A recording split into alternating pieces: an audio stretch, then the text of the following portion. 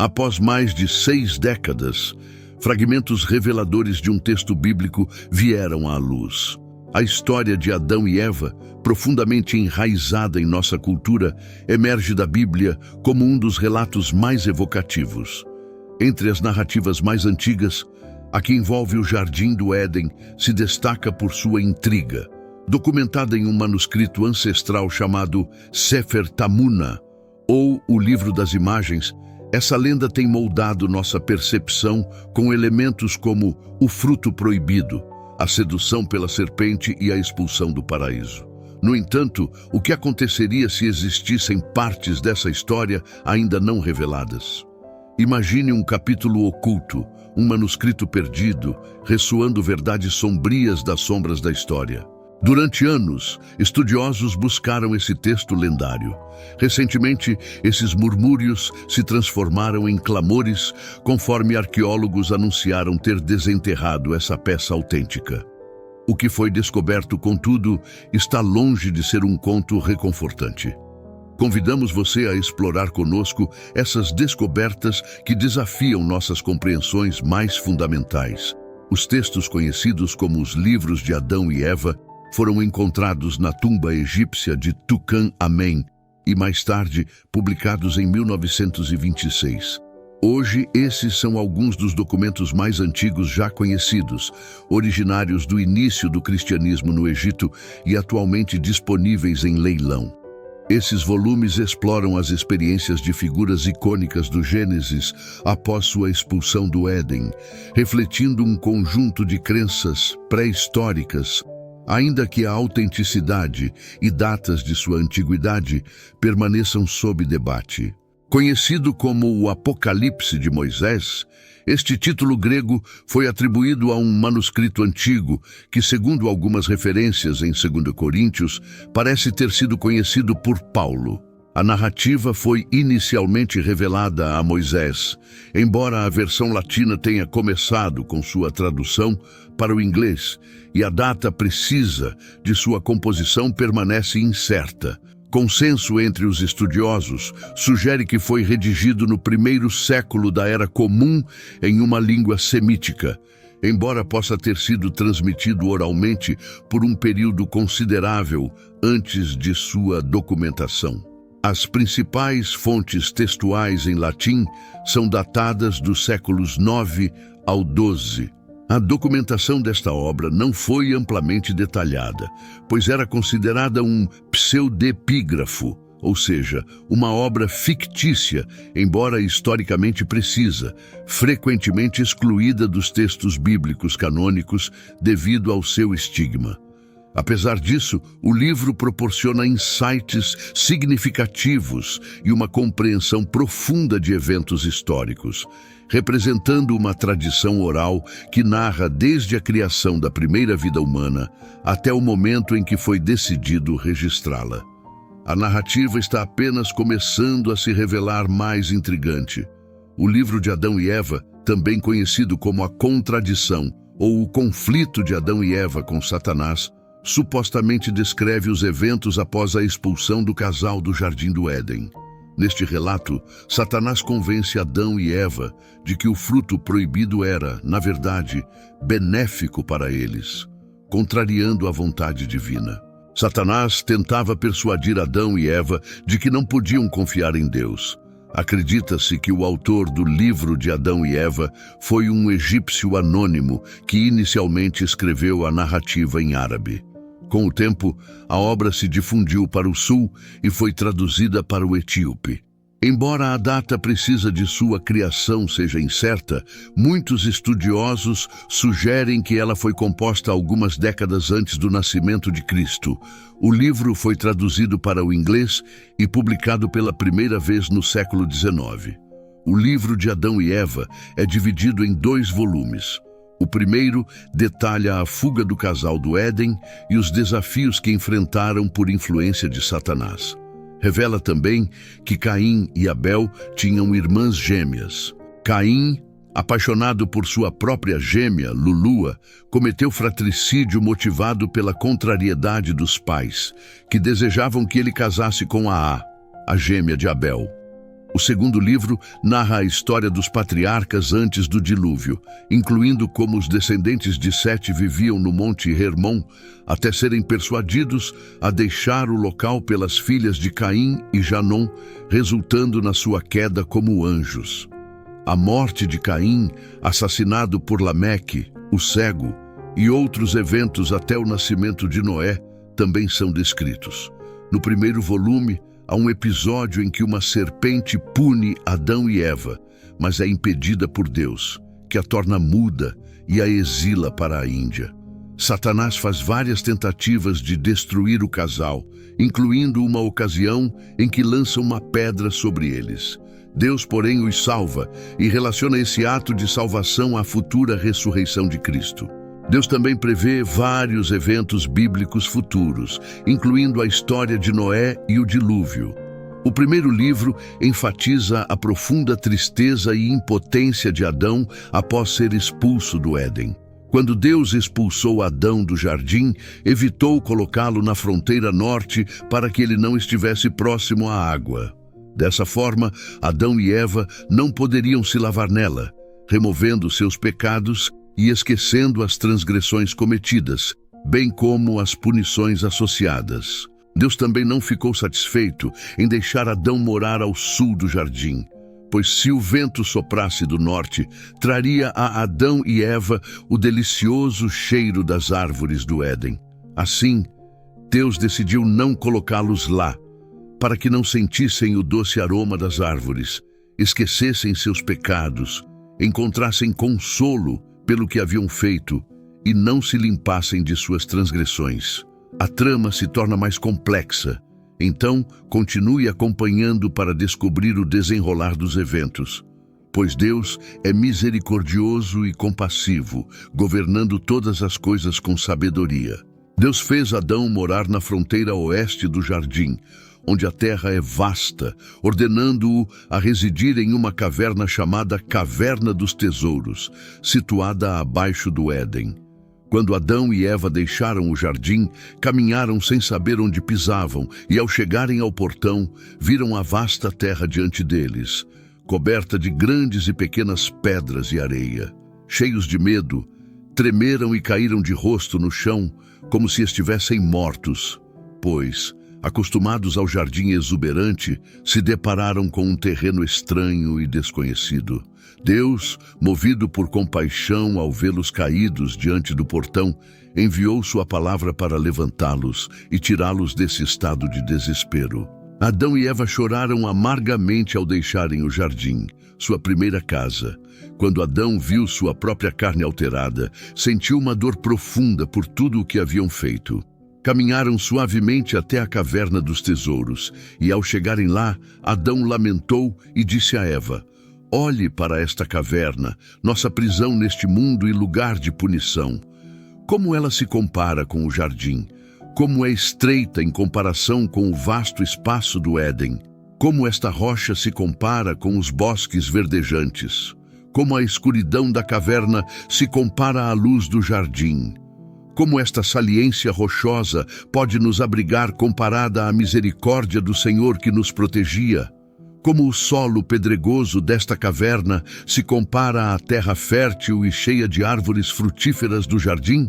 Adão não queria entrar na caverna sob a rocha saliente e só o fez porque se curvou às ordens de Deus, temendo ser novamente um transgressor se não obedecesse. Na manhã do 43º dia, eles saíram da caverna tristes e chorando.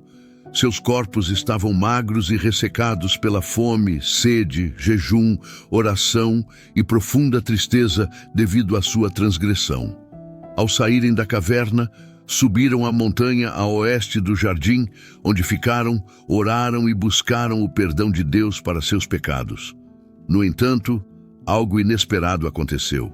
Deus ouviu os lamentos de Adão e seus gemidos, e sua palavra veio a ele dizendo: "Ó Adão, quando estavas no meu jardim, não conhecias fome, nem sede, nem fraqueza, nem sofrimento. Não havia magreza de carne ou mudança, nem o sono abandonava teus olhos. Mas desde que transgrediste e vieste para esta terra estranha, todos esses sofrimentos te alcançaram. Então, Deus ordenou ao querubim que guardava o portão do jardim com uma espada de fogo para pegar alguns dos frutos das figueiras e dá-los a Adão. O querubim obedeceu, entrou no jardim e trouxe 2 figas em 2 ramos, cada uma pendurada em sua folha. Ele jogou as figas para Adão e Eva de longe, pois eles não podiam se aproximar do querubim por causa do fogo. Inicialmente, os anjos tremiam na presença de Adão e tinham medo dele, mas agora era Adão quem tremia diante dos anjos e os temia. Adão se aproximou e pegou uma figa, e Eva fez o mesmo, pegando a outra. Ao segurarem as figas, perceberam que eram das árvores onde haviam se escondido e choraram muito. Satanás e 10 de seus seguidores se transformaram em donzelas graciosas, diferentes das demais. Eles saíram do rio na presença de Adão e Eva e disseram entre si: "Vamos olhar para as faces de Adão e Eva, que são humanos na terra, como são bonitos e diferentes de nossas faces." Aproximaram-se de Adão e Eva, cumprimentaram-nos e ficaram maravilhados com eles. Adão e Eva também os observaram e se maravilharam com sua beleza, perguntando-se: "Há outro mundo sob nós, com criaturas tão belas quanto estas?" As donzelas responderam que eram criações abundantes. Então, Adão perguntou a elas como se multiplicavam. Elas explicaram que tinham maridos com quem se casavam e que geravam filhos, e esses filhos, ao crescerem, também se casavam e tinham filhos, aumentando assim sua descendência. Então, gritaram sobre o rio e chamaram seus maridos e filhos, que emergiram do rio e se juntaram a elas. Cada marido foi para sua esposa com seus filhos. Quando Adão e Eva os viram, ficaram mudos e maravilhados. As donzelas então disseram a Adão e Eva: "Veja nossos maridos e filhos. Case-se, Eva, como nós casamos nossas esposas, e vocês terão filhos iguais." Isso era um artifício de Satanás para enganar Adão. Satanás pensou: Deus ordenou a Adão que não comesse do fruto da árvore, dizendo que morreria se o fizesse. Mas Adão comeu, e Deus não o matou. Apenas decretou sua morte futura, junto com pragas e provações, até o dia em que ele morrer. Agora, se Adão se casar com Eva sem o comando de Deus, Deus o matará. No entanto, Adão foi tentado pelo fogo do pecado, mas conteve-se, temendo que, se seguisse o conselho de Satanás, Deus o mataria. Então, Adão e Eva se levantaram e oraram a Deus, enquanto Satanás e seus seguidores desciam ao rio. Após isso, Adão e Eva retornaram à caverna dos tesouros. Eles se levantaram e oraram a Deus naquela noite. Adão permaneceu em pé, orando, mas ainda não sabia como orar, devido por pensamentos em seu coração sobre seu casamento com Eva, e continuou assim até amanhã. Deus reconheceu os pensamentos e a oração de Adão e disse-lhe: "Ó Adão, se ao menos tivesses essa precaução no início, antes de saíres do jardim para esta terra." Em seguida, Deus enviou seu anjo que havia trazido ouro, o anjo que havia trazido incenso e o anjo que havia trazido mirra para Adão, para que eles pudessem inferir que ele estava respeitando seu casamento com Eva. Então, os anjos disseram a Adão para pegar o ouro e dá-lo a Eva como presente de casamento e desposá-la com sua mão. Em seguida, eles instruíram Adão e Eva a se levantarem e orarem por 40 dias e 40 noites, após o que Adão deveria se unir a Eva, pois esse seria um ato puro e sem mácula, e eles teriam filhos que multiplicariam e encheriam a terra. Adão e Eva aceitaram as palavras dos anjos, que partiram. Eles começaram a jejuar e orar até o fim dos 40 dias, e então se uniram conforme instruído. Desde que Adão deixou o jardim até se casar com Eva, passaram-se 223 dias, ou 7 meses e 13 dias. Assim, a guerra de Satanás contra Adão foi derrotada. Quando chegou o momento de Eva dar à luz, ela sofreu muito. Adão, entristecido, orou a Deus pedindo misericórdia para aliviar seu sofrimento. Deus ouviu a oração de Adão, olhou para sua serva Eva e a livrou, permitindo que ela desse à luz seu primogênito, junto com uma filha. Nos dias de Adão, depois de gerar Sete por 800 anos, ele teve muitos filhos e filhas. Adão se alegrou com o nascimento dos filhos de Eva. Ele cuidou de Eva na caverna até o fim de 8 dias, quando nomearam o filho Caim e a filha Lulua. O nome Caim significa odiador, pois ele odiava sua irmã no ventre de sua mãe, enquanto Lulua significa bela, por ser mais bela que sua mãe. Adão e Eva esperaram até que Caim e sua irmã completassem 40 dias de idade. Então, Adão disse a Eva: "Faremos uma oferta em nome das crianças." Eva concordou. "Faremos uma oferta para o filho primogênito e depois para a filha." Quando terminaram os dias de amamentação das crianças, Eva concebeu novamente e, ao término do período, deu à luz outro filho e filha, que foram nomeados Abel e Aimia. Então, ao fim de 40 dias, Adão fez uma oferta pelo filho, e ao completar 80 dias, ele fez outra oferta pela filha, assim como havia feito anteriormente por Caim e sua irmã Lulua. As crianças começaram a se fortalecer e crescer em estatura, mas Caim tinha um coração duro e dominava seu irmão mais novo. Enquanto isso, Abel possuía um coração manso e era obediente a seus pais.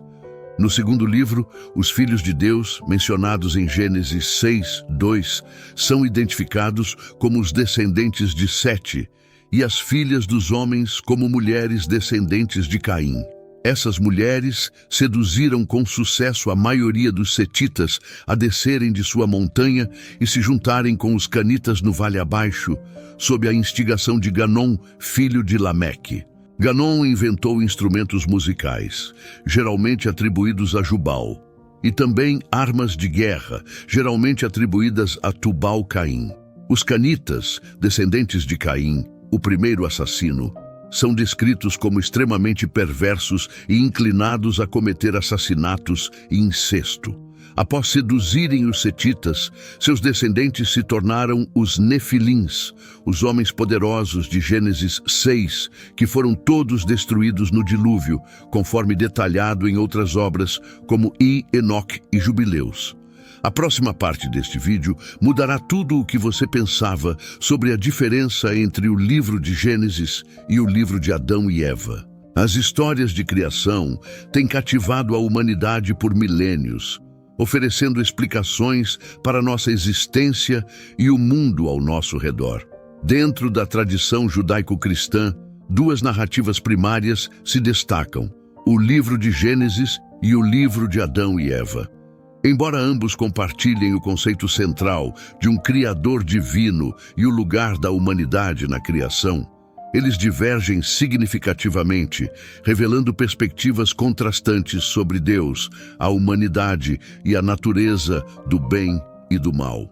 O livro de Gênesis, o primeiro livro da Bíblia hebraica e do Antigo Testamento cristão, é tradicionalmente atribuído a Moisés. No entanto, a erudição moderna sugere uma autoria mais complexa, provavelmente compilada a partir de várias tradições orais ao longo de um longo período. Gênesis é central no judaísmo e no cristianismo, considerado divinamente inspirado e fundamental para ambas as fés.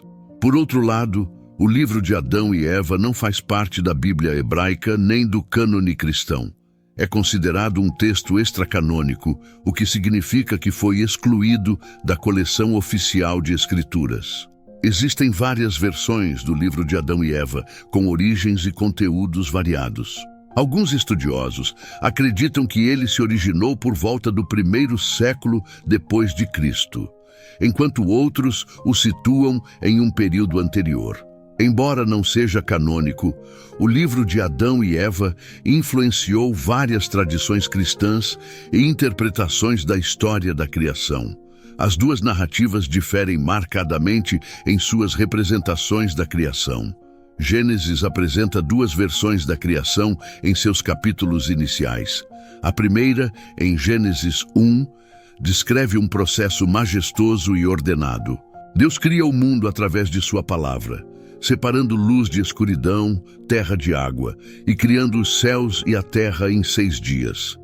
Tanto o homem quanto a mulher são criados à imagem de Deus no 6º dia, destacando o lugar único da humanidade dentro da criação. A segunda narrativa, em Gênesis 2, oferece uma visão mais detalhada da criação do ser humano. Aqui, Deus molda Adão do pó da terra e o coloca no jardim do Éden, um paraíso exuberante repleto de plantas e animais. Deus, então, cria Eva a partir da costela de Adão, fornecendo-lhe uma companheira e ajudante. Esta narrativa enfatiza uma abordagem mais íntima e prática à criação, focando na conexão da humanidade com o mundo natural. Enquanto isso, o livro de Adão e Eva aprofunda ainda mais a criação de Adão, retratando Deus insuflando vida em uma figura de barro sem forma. O livro de Adão e Eva também aprofunda a criação do Éden, descrevendo-o como um paraíso pré-existente com todas as suas maravilhas já presentes. Ambas as narrativas apresentam a humanidade como uma criação única. Em Gênesis, a humanidade é criada à imagem de Deus, significando uma capacidade única para razão, moralidade e relacionamento com Deus. No entanto, não há menção de papéis específicos para homens e mulheres. No livro de Adão e Eva, esses papéis são bem definidos. Adão é retratado como forte e ativo, encarregado de cuidar do jardim, enquanto Eva é vista como mais passiva e curiosa. Essa ênfase em papéis diferenciados influenciou as interpretações das dinâmicas de gênero e hierarquia dentro de algumas tradições cristãs. O conceito da queda, a desobediência da humanidade a Deus, está presente em ambas as narrativas. Em Gênesis, a serpente tenta Eva a comer da árvore proibida do conhecimento do bem e do mal. E Eva compartilha o fruto com Adão, resultando na expulsão do casal do Éden. A serpente não é explicitamente identificada como Satanás em Gênesis, mas a narrativa sugere uma consequência clara. Os humanos perdem sua inocência e imortalidade, sendo sobrecarregados com mortalidade, labuta e dificuldade. No livro de Adão e Eva, a queda é descrita de forma mais elaborada. Aqui, a serpente aborda diretamente Eva, apelando ao seu desejo por conhecimento e igualdade com Deus. A narrativa enfatiza o papel de Eva na transgressão, retratando-a como a primeira a sucumbir à tentação. Além disso, introduz o conceito de vergonha e a necessidade de vestimenta. Em última análise, ambas as narrativas servem como advertências sobre as consequências da desobediência e as complexidades da natureza humana. Gênesis destaca o poder de Deus, a ordem e o lugar único da humanidade na criação, embora marcado pelo pecado. Já o livro de Adão e Eva foca mais nas motivações psicológicas por trás da transgressão e na introdução da vergonha e do sofrimento no mundo. Este texto foi usado para apoiar interpretações que enfatizam a responsabilidade feminina pelo pecado e a necessidade de dominação masculina. As diferenças entre essas narrativas têm gerado debates teológicos há séculos.